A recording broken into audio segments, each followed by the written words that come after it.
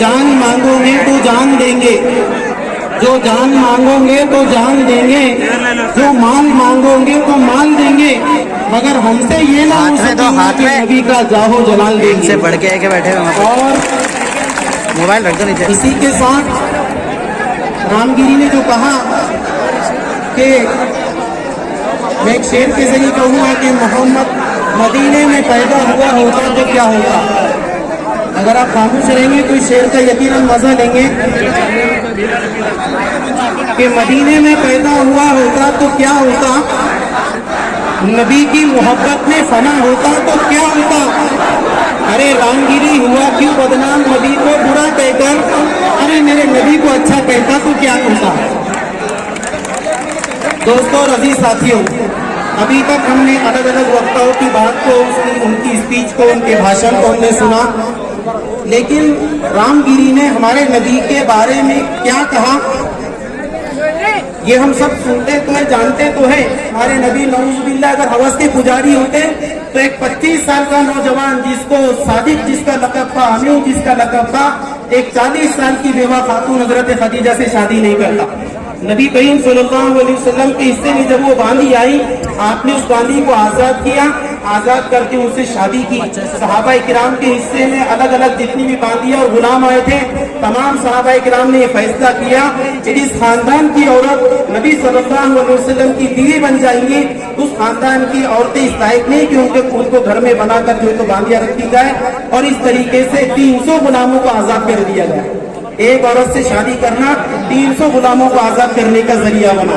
इस तरीके से कई नबी करीम सल्लल्लाहु अलैहि वसल्लम ने हजरत आयशा सिद्दीका के अलावा जिन 10 बीवियों से शादी की है, उन तमाम की तमाम 10 बीवियां जो है तो तमाम की तमाम बेवा थी, वो बेसहारा थी, उनको जो तो आपने सहारा दिया।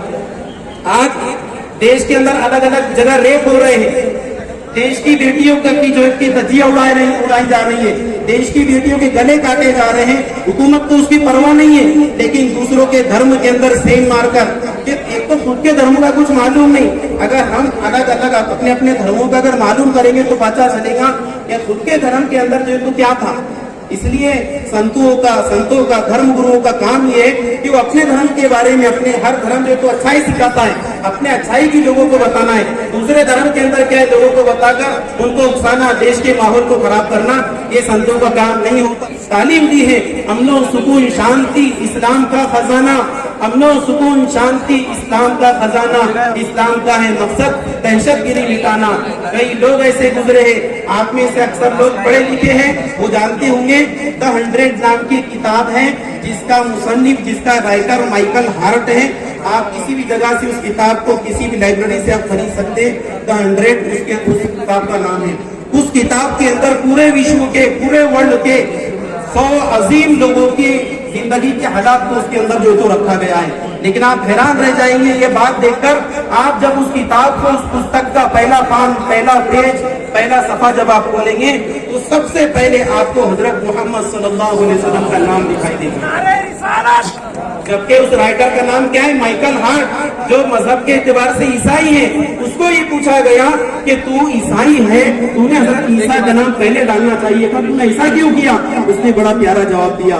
उसने कहा कि मैंने इन तमाम 100 लोगों की जिंदगी के हालात को जमा किया, और इन हालात को जब मैंने किया, जमा करने के बाद मैं इस नतीजे के ऊपर पहुंचा कि पूरी दुनिया की तारीख के अंदर मोहम्मद सल्लल्लाहु अलैहि वसल्लम वो वाहिद हस्ती है कि जिसने 23 साल की मुद्दत के अंदर, सिर्फ 23 साल की मुद्दत के अंदर, जिसको जो दुनिया में जब आया तो वालिद का सहारा उठ चुका था, वालिदा का सहारा 5 साल की उम्र में उठ चुका था, भाइयों का सहारा नहीं, औलाद का सहारा नहीं, किसी का सहारा नहीं।